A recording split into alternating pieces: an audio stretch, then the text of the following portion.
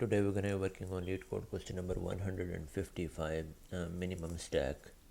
Design a stack that supports push, pop, top, and retrieving the minimum element in constant time. Okay. Implement the minimum stack class. Minimum stack initializes the stack object, void push int value. This pushes the element value onto the stack. Void pop removes the element on top of the stack. Int pop gets the top element of the stack. Int get minimum retrieves the minimum element in the stack. And here's an example of that.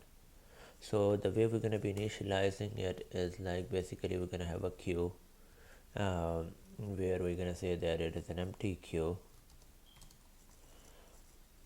That's the only thing we're going to be doing in the initializing. Inside the pushing one, we're going to be, first of all, we're going to call our own get minimum function, minimum function, and then we're going to say this is our current minimum.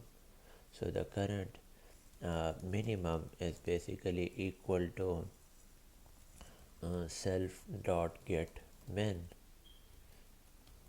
and we want to say that if the current min is basically doesn't exist, it is none, or our value is less than the current min, then what we're gonna do is like basically we're gonna say that the current min is gonna become equal to our value.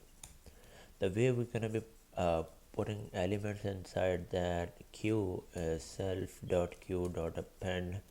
It's a combination of two things. It's gonna be the value and the current minimum. So it's gonna be an object where value and the current minimum. That's how we're gonna be putting it in.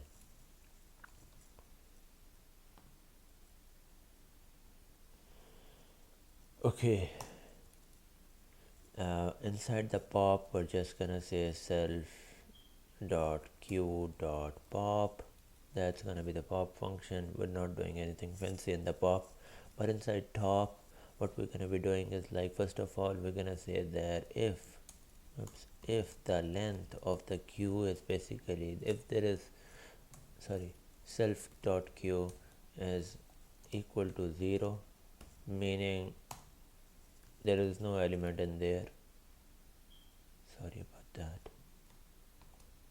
God, it was Python. Okay. Yes, if it is equal to 0, basically we're gonna be returning the none. Otherwise,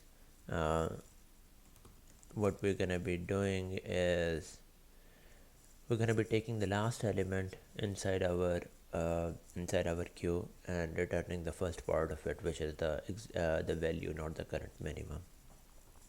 So return self.queue and the length of in order to get the last element, it's gonna be the length of self.queue minus 1. That's the index of that, and we're gonna be returning the value itself, not the current minimum. In this one we're gonna do the exact same thing, but this time we're gonna be returning the index is gonna be 1 because this time we're returning the second part of that object, which is the current minimum.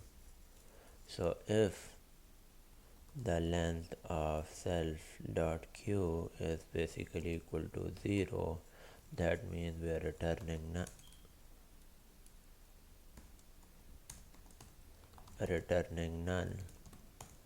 Otherwise we are returning self.queue length of self.queue minus 1.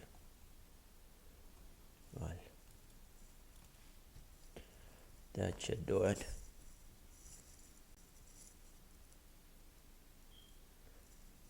We do have a typo here. Yep. And it did pass all the test cases.